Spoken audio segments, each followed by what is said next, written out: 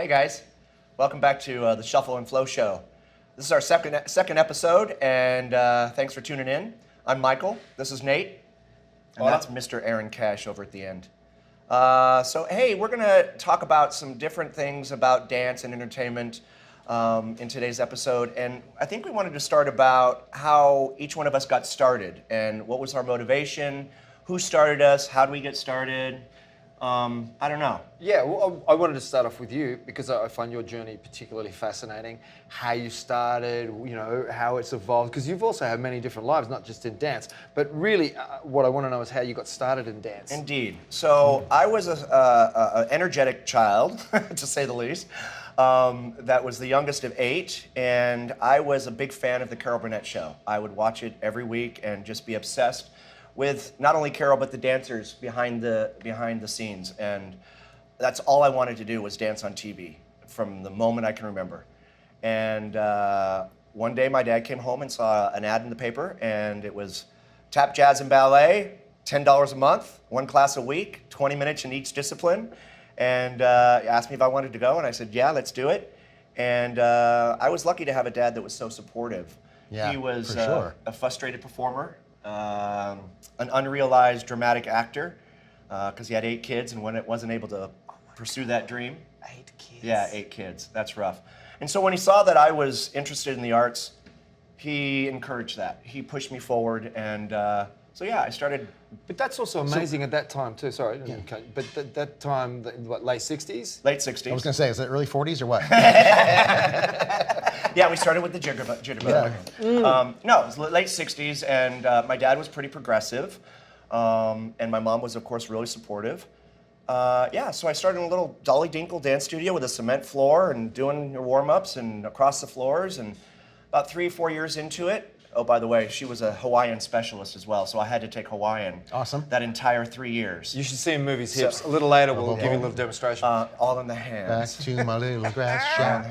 Come on. So yeah, I was taking Hawaiian, and of course we did local mall shows and nursing home shows, and that was showbiz. My mom, you're in showbiz now, son. Oh man, we did all that. Food courts, shopping centers. Yeah. We didn't compete. Oh no, we weren't allowed to compete. Yeah, Because yeah. that's a false sense of performing. There you go. But There sorry, you any go. food kind of court, agree- oh I yeah, kind of we're agree there. with We actually didn't compete either until I was about 10 years old, and I asked my teacher if I can compete in this big competition called the California State Talent Competition at the Santa Clara County Fairgrounds, yeah. And so she said no. And I said, well, that's not right. I'm gonna make up my own jazz dance to Crocodile Rock, Great song. and I'm gonna enter myself into this contest.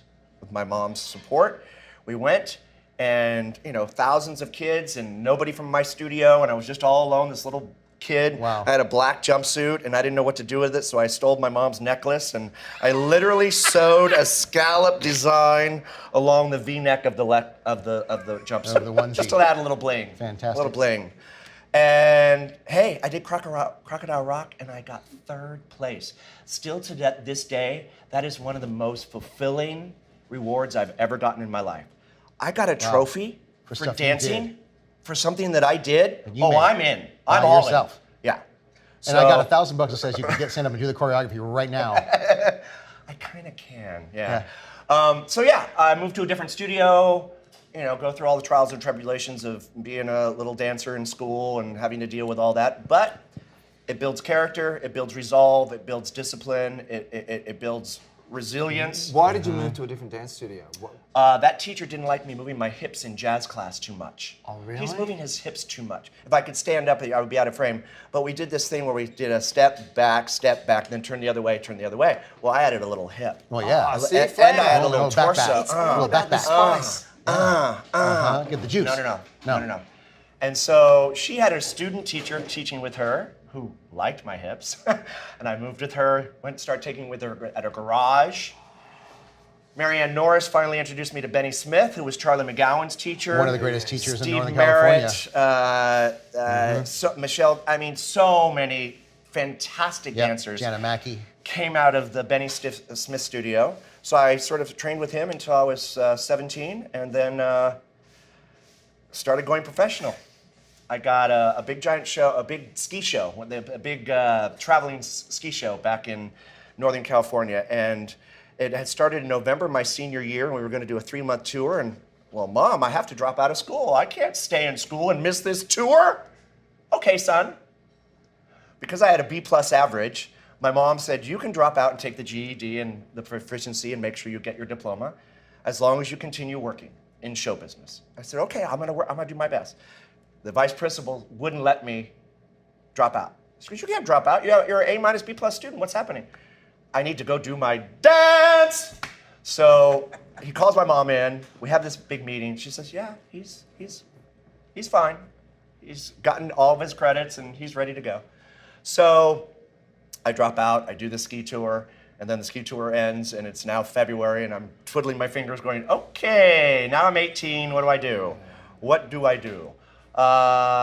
So, I ended up moving to Las Vegas, and my second day there, auditioned for a big show called the Lido de Paris at the Stardust that is no longer there, and I got the job. Unbelievable, Wow. I couldn't believe it. And they were paying me $400 a week Oh, wow. to dance in this giant show that was, I was in pig heaven. I think they're still paying the same amount of They're money. still paying Yeah. the same amount. So yeah, that was sort of my trajectory. But how Wow. did the university, because I know you went to university as well. How, Education was super important to my mom and to me. So I vowed to get my college degree while I danced. So when I moved to Vegas, I went to UNLV as a business major. Long story short, I ended up getting a scholarship to a private girls' college in Columbia, Missouri to be with my fiance. A month before I was to leave, I met my husband, my current husband, and sort of put all those plans into the air. And so I went ahead and went to Missouri on that scholarship, but it was a dance scholarship. And after 6 months, I realized that I knew how to dance. I really didn't need to stay for the dance scholarship, and I was eager to get back to my new life with my new boyfriend, soon-to-be husband. So I went to the dance department head and I said, I'd like to stay at the university, I'd like to stay at the college, but let me double major in business and dance. And she wouldn't let me. So moved back to Vegas, went into UNLV, business major again, danced at night in the Siegfried and Roy show at the Frontier. Darkness and light. Darkness and Light, Siegfried and Roy. And did that until I got an Italian TV series where I met Michelle Rudy. Crazy. And that stopped my college degree or my college adventure for then. So I went to Italy for 6 months, danced with all these dancers from New York, and was like, okay, my confidence is getting up. I can hang with these guys. Went back to Vegas after that contract and said, I think I got to give LA a try. My partner at the time was like, go, you'll just come back and forth. It's a 4-hour drive, that's fine. I went to LA with not knowing anybody, a couple $1,000s in my pocket, and I knew that there was an agent, Julie McDonald, and I knew I needed to get into a union. So What year was that? back in '85, you could buy your way into AFTRA for $700. Yes. And then after a year, if you hadn't gotten a SAG job, you could automatically join SAG. So I heard that. The first thing I said, I'll just go buy into to AFTRA so that you're accumulating that time so that you can get your SAG card in a year. So I got my AFTRA thing, ended up getting some TV specials, got my first SAG commercial, a McDonald's commercial, and then just started working. I was lucky enough to not have to get another job in Los Angeles for my 10 years. Now that being said, financially, I was able to save some money from not only the bread and butter jobs like a fashion show here or an industrial there, but when we're fortunate enough as dancers to get a residual payment or a foreign buyout. There used to be these foreign buyouts where Europe or Japan would come and audition all the dancers in LA, and then you'd film in LA and it would be just a commercial that would play in their country. And those were huge money buyouts. So to be careful with your money and realize you're getting these big lump sums of checks and to not spend those, right? To then portion off what you need, not what you want to spend, but when you need, and then sock away everything. Because I always knew that this career was a finite, limited amount of time where you could really make money and really work hard in the industry for about 10 or 15 years. So that being said, I just considered every paycheck going right into the bank and taking minimal amount what I needed to live. You know? I always equate that to being a farmer. You got a crop comes in, you sell your crop, you live on that money for the rest of the year. That's right. That's right. So, I mean, I'm a dreamer. I'm a big picture guy that doesn't like to get mired in details. So I'll forge full steam ahead into a project without sometimes thinking about all of the intricacies or ramifications or whatever. And I'm fortunate enough to have a partner who is grounded and pragmatic and realistic. So all of my lofty ideals and dreams were always grounded by this tether going, this is reality, and this is your idea, and this is where you want to. So you have to meet somewhere in the middle. You know, whether that dose of reality comes from your parents, a sibling, a lover, a best friend, I think it's always important to have that voice providing you with that dose of reality. Who gave you the advice financially? Was it Greg? Did he help you think like that? Okay, I've got this residual checks just come in. I need to sock that away. Yes, I come from a lower middle class family, and there was never money to go around. I mean, my mom scrimped and saved just to send me to dance class, and that was a big luxury. So I always knew in my mind that I wanted a more elevated life than that, Right. more freedom. And for me, growing up, money equated freedom. I know that sounds sort of No, materialistic. not at all. But with money, you could say fuck you to anybody. Yeah, it's a tool. It's You just know, another instrument. So in meeting Greg and having that pragmatic side, you know, he's like, what are you going to do if you have a broken leg? Oh, good question. I won't be able to work, and shouldn't you have a broken leg account? So that made me do a broken leg account. I always had $5,000 in a broken leg account, always. I never touched that money in case I broke anything.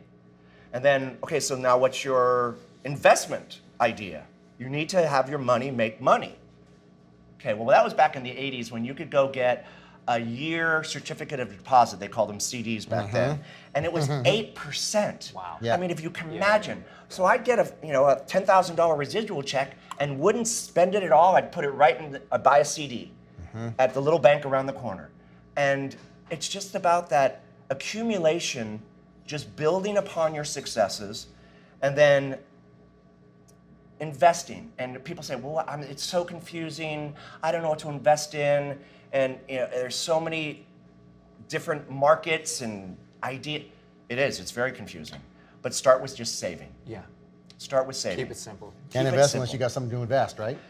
You can't invest unless you have money to invest. And so there's several ways to invest. And I always wanted to, I want to buy a house. Real estate is a great investment. And then I looked when in LA as a working dancer, well, how am I going to buy a house? And then I see people like Nathan and Michael Higgins who bought houses as an independent contractor, doing independent jobs, but having the wherewithal to say, I need something for my future. It's not just about today. Yes, I'm living in the moment, but I've got to prepare for my future. And so, again, those windfalls, you had a windfall check that you were able to, put a down payment on a place. I'm sure Michael Higgins had a windfall check. So it's about those windfalls that we all get as professional dancers once in a while, and then acting wisely on that. What was your first investment? First thing I ever did was open an IRA after I won Star Search in '88 or whatever that was. I Now, needed for those a of you, tax write-off. what's an IRA? An IRA is an individual retirement account. And at that time, you could put $2,000 per year into the IRA, and it wouldn't show up as income. It was a write-off. And now you can, I think it's $5,500 or something per year you can put into an IRA. And anybody can start that. Anybody can start that at any time, and you can choose which type of fund you put it into, whether it's a mutual fund, which is very diverse and very safe, but a lower yield, or a high risk, higher risk, and a higher yield. Possible. and you don't touch it until you're 65 theoretically, and hopefully it keeps growing up. And if you put 2 to 5 to the maximum per year in it, You put in every year. Every year. Every year. Yeah. So you put every year when you need a write-off, or whether or not you need a write-off or not. It's like, okay, do I have this extra Starbucks? That's like $3 a day. People don't realize $3 times it's $6 365. a day It's $6 a day. So that's 365 days. That's okay. So I'm just think of it as a Starbucks account. 6 times 3, And $1,800. That's Oh, $1,800. That's your IRA right there for each year. So it's really not as expensive as you think it is, and it is exponentially huger. So by the time you're 65, all of a sudden there's $6 million in there because it's been gaining interest all this time, not just on what you invested, but what it's grown to. Right. That makes sense. So it's Well, it's the concept behind compound interest. Compound interest, and that exactly. is every investment advisor will say, your money making money on compounded interest is the best way to financial success. right. So if I put $1,000 in and I made 10% on that $1,000, what's 10% of $1,000? That's $100. So next year, if I left it alone, I would be making interest on $1,100, not just $1,000. Right. To explain it the simplest way I can understand Right. it. What about your investment You know, ideas? I'm completely useless and pissed away all my money, basically. So I'm the opposite, you know. And then my first investment, I bought an investment property, but then you know I took a risk on producing my own show, and I pissed away about $180,000. You know, I have invested in yourself. Yeah, but it didn't pan out.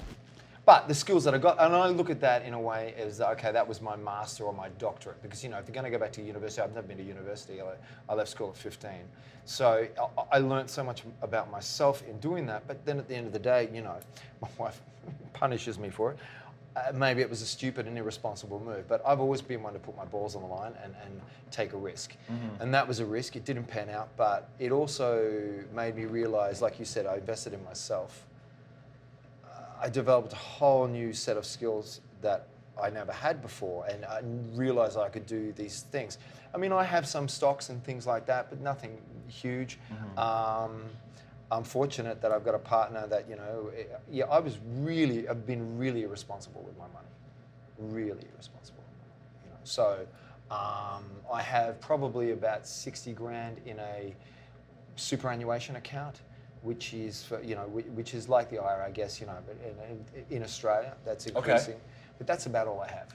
Mm-hmm. So it's sort of like a 401k, I guess. Mm-hmm. Otherwise, yeah, you know, that's why I think it's important to talk about these things, because you guys have been very responsible with your money, and I certainly haven't been. Well, there's something to be said for not only creating financial wealth from your art, which is what we've been fortunate enough to do. But then as you get later on in your career and the artistic jobs start to wane away, but you don't want to let go of that, you've got a lot of free time, right? And as dancers, we're so curious, we're so disciplined in our nature, we're so eager for that next high. And I guess that next high comes from learning something new, from being exposed to something new. Go ahead. No, well, that you touched on something there, because I know in our conversations before, which I want you to talk about, is that addiction, is that high, that constant around the corner, and half the reason you got out of it, and what you realize, and the whole gaming thing, because Greg's in gaming. Yeah. Can you expand on that? Yeah. So the idea of in psychology, there's a term called interval reward, and the gaming industry, not the video gaming industry, but the casino gaming industry, uses interval reward to keep gamblers coming back. Mm-hmm. So the slot machine is an interval reward. You don't know when you're going to win, but you know you're going to win. Blackjack, mahjong, whatever it is, it's an interval reward system. So you're getting this endorphin, this serotonin rush every time you win, and you keep playing to get that rush again. It's an addiction. You get addicted to that rush, that feel-good feeling. So as dancers, we get addicted to that rush of performing, of being lost in the music, being lost in the movement. It can come from a class situation, it can come from an audition situation, or a performance situation. But as artists, we can get lost in that sublime... It's very addictive, yeah. Very addictive, right? So as we go to auditions, we keep going and we keep going because we know, keep pulling that lever, the big win is coming. It's just around the corner. And that phone call from your agent is gonna ring tomorrow. I know it is, the next big job's coming along. So you can't take vacation, you're scared to take vacations. Yeah. You're scared to take another job. You're scared to move, you're always on your phone, or email. You're checking, now it's social media. Who got this job? Who's doing what? You've got to you're driven. And it's that addiction to that next high, to that next reward, to your reward centers. It's fucking exhausting. And it's exhausting. Yeah, because your adrenals are dying. They get depleted. Your Yeah, adrenal big glands time. get depleted Big time. from so much false serotonin push. Yeah. I'm an alcoholic and I've been sober 23 years, and so learning about those addictive qualities has really helped me sort of clarify my position in dance and helped separate my identity as Michael Chambers, the dancer, and Michael Chambers as the person. Because so often as artists we identify with our art. Oh my God. And Yeah, that this is not what I do, it's who I am. That's not exactly. And you judge yourself, your whole persona, on what the identity to your art is. I failed in that audition, therefore I'm a failure as a dancer. I'm a piece of shit. And I'm failure in life. I'm a failure in life. Yeah, because you go like this, you go, look, you see, you like Yeah, it? can You you like see- it? Oh, you don't like it? Oh, okay. I'll put it back in. Yeah. And we're always comparing ourselves to someone in class, to someone at the audition, to someone on TV. You know, we're doing those comparisons that constantly make us feel less than. And then when we get that job, it's that I'm doing the right thing, and we get that push. And so it just drives us to be connected to that next. But the ego job. feeds it as well, because when you get that big job, and then you can brag with your friends and Yeah. I'm doing this, you know, or you know, you go up to someone, oh, what are you doing right? You're defined by what you're doing. What are you doing right now? Right. You know, when you're younger, definitely. I mean, now, you know, that. I when you haven't evolve- updated my resume in like 5 years. I know I should. Exactly. But yeah, I really don't care. I don't watch the stuff I've been on TV. I do it because, well, my rush is like get those. I don't even look on the site website to see if I'm getting residuals. I still love going to the mailbox and going, got something? Every quarter. Yeah, baby. Yeah. Absolutely. Yeah, and it happens still all the time, and it's fun. Absolutely. It might be 12 cents, and it might be $3,000. You don't know. Hey, you know, jobs that I did 15, 20 years ago, I'm still getting residuals from. I get more money from Titanic and Hook than I do from jobs that I did, like Curious Case of Benjamin Button. yeah. You know, Yeah. because the creative bookkeeping's changed now, and producers Right, got that's for wise. sure. Right. We don't make anywhere Right. near what we used to make. Right. I still get great checks from Titanic. So Yeah. I think my sort of takeaway from that separation of identity through art and identity as my own person was when in my 30s, you know, and that sobriety offers so much clarity, and not having to fill your void with drinking and partying and hang with your friends, you have to find other outlets for your energy. I have a lot of energy. Most dancers have a lot of energy.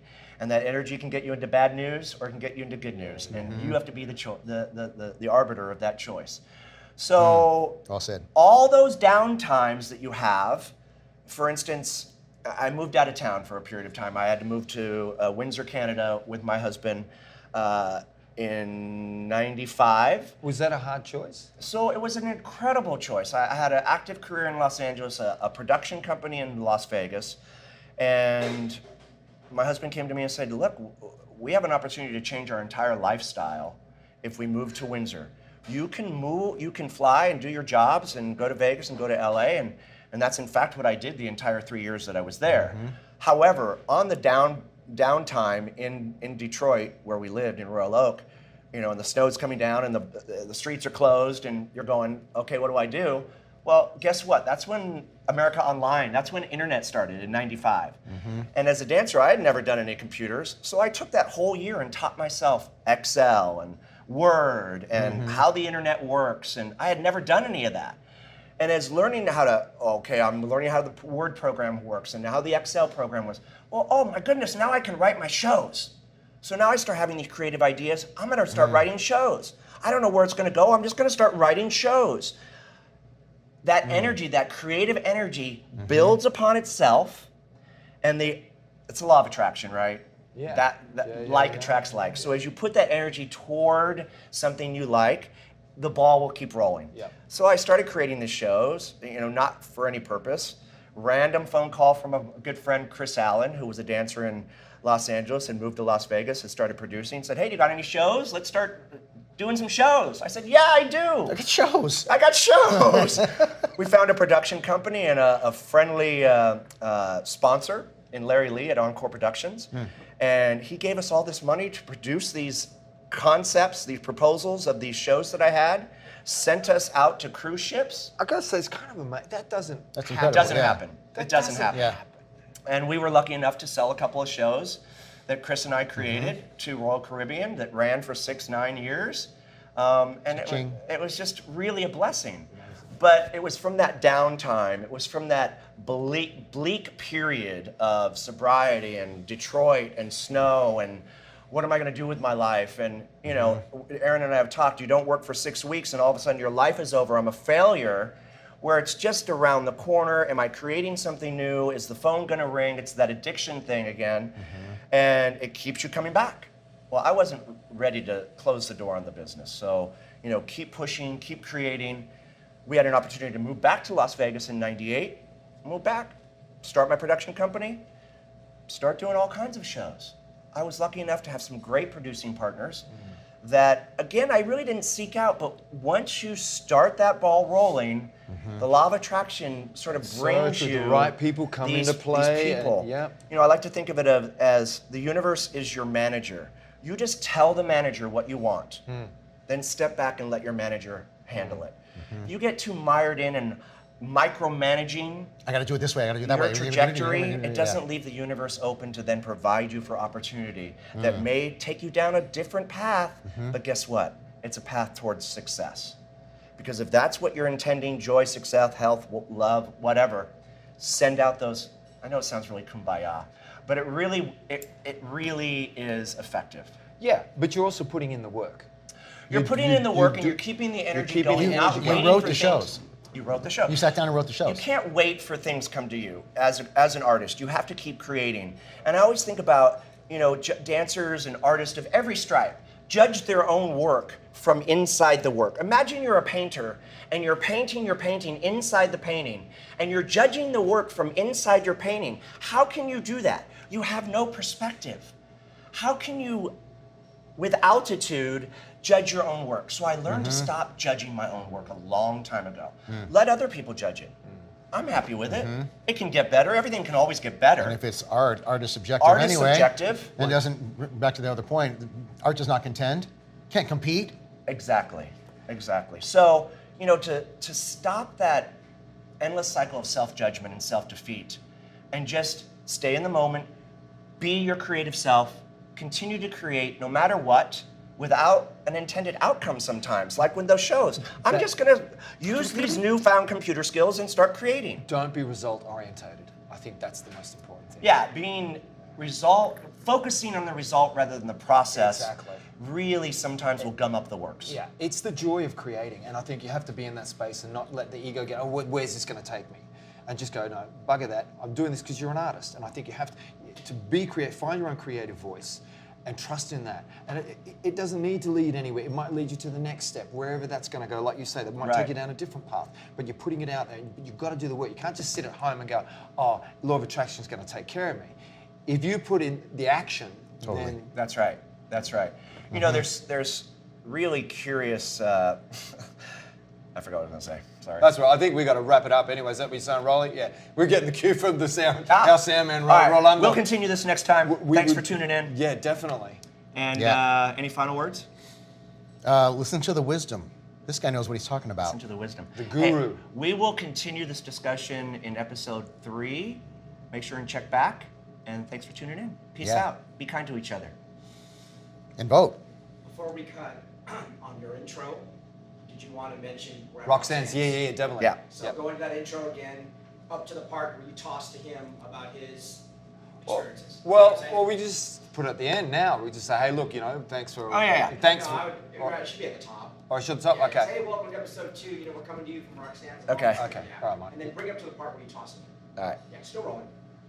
Hey guys, welcome to Shuffle and Flow Part 2. We're here at the beautiful Roxanne's Bar and Grill in beautiful Long Beach, California. Episode 2, we're going to talk about journeys today. What do you think? It's a great idea. I think I want to start with you. Something like that? Okay. All right, good. All right. Cutting.